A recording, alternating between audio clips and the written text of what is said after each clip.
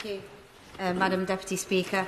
I want to speak today specifically on the removal of charitable tax status from private schools. We know that the total number of school children in private schools is 6%. This means 94% of children are not. Do those 6% still matter? Of course they do, as I believe that every child should have access to a high-quality education.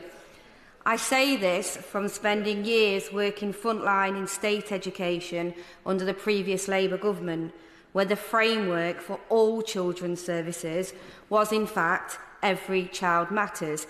And forgive me if I feel a little angry about some of the chuntering that is going on, because I also worked frontline education when the coalition government came in, Conservatives and Liberal Democrats working together, and in the first 18 months, what did they cut?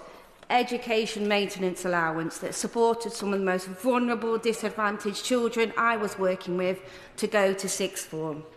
Disadvantaged Subsidy Pathfinder project, cut.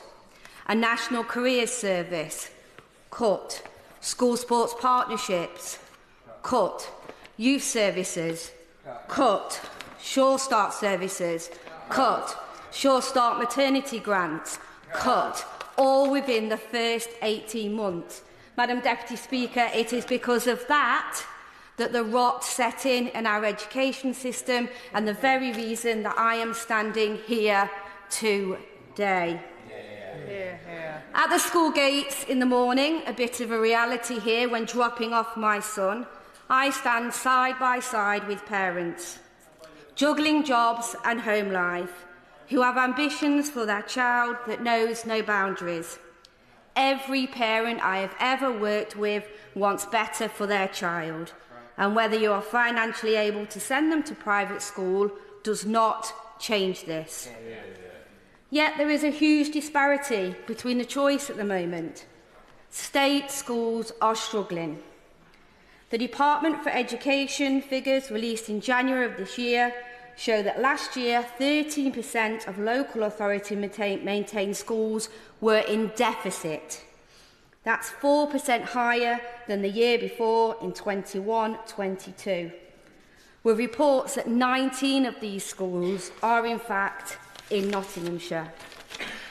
In my constituency of Sherwood Forest, the School Cuts campaign estimates that 69% of schools have faced cuts to pupil funding since 2010. This is having a huge impact on the lives of children in my constituency, their health, their well-being, their mental health. In one area of my constituency, it has the highest rate of male suicide in the whole of the country. I regularly meet with schools in my constituency, and I see how hard the staff work to ensure the children still get a quality education despite the challenges they face. One of the main challenges is, of course, funding. But I want to illustrate what that means in day-to-day life. Leans Mills Primary School, a fantastic school, serving its community and some of the most disadvantaged children that lives in my community. It is unable to afford acceptable buildings and classrooms for their children to learn in, ones that facilitate learning and are comfortable for pupils and staff. Pupils have to walk outside between buildings to use the toilets in all weathers, come rain or shine. Temporary buildings. This should not be the case. Yet it is so hard for the school to get the more basic requirement without the schools having to put up a fight. The changes to private schools' charitable tax status will generate additional funding so that we can help to improve our public services for all children and young people. More funding for schools such as Lean Mills Primary School would mean that all pupils, no matter where they live or how much their parents have the right to access a safe and comfortable learning environment. It's also about making sure we have enough in teachers, in particular ones who know and understand SEN provision.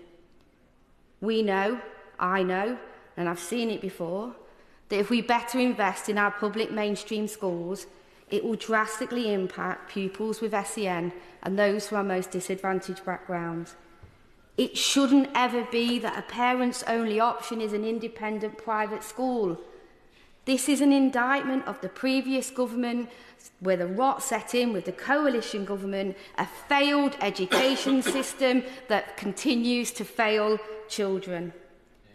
The truth is, education in the state sector has been neglected.